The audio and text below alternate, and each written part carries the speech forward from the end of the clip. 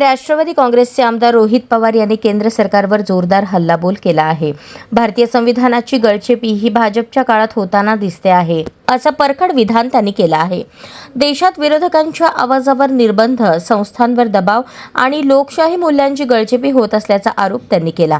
राज्यात आणि केंद्रात सत्तेचा गैरवापर सुरू असल्याची टीकाही त्यांनी यावेळी केली।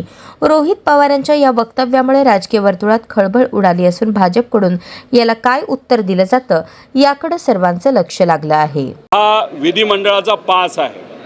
म्हणजे जिथं कायदे केले जातात महाराष्ट्राचे त्या पासवर मध्ये अशोक स्तंभ होता। आता हळूहळू हा स्तंभ सगळीकडनं काढला जाईल। जशा पद्धतीने आज आपण जर बघितलं तर संविधानाची गळचेपी या भाजपच्या सरकारच्या काळामध्ये होत आहे, पण याच्यावर सरकारला उत्तर द्यावं लागेल। थातूरमातूर उत्तर देऊन चालणार नाही। चुकून प्रिंटिंगचं कारण देणं, त्यामुळे अध्यक्ष आणि सभापती या दोघांनी या बाबतीत स्पष्टीकरण देण्याची जरूरत आहे।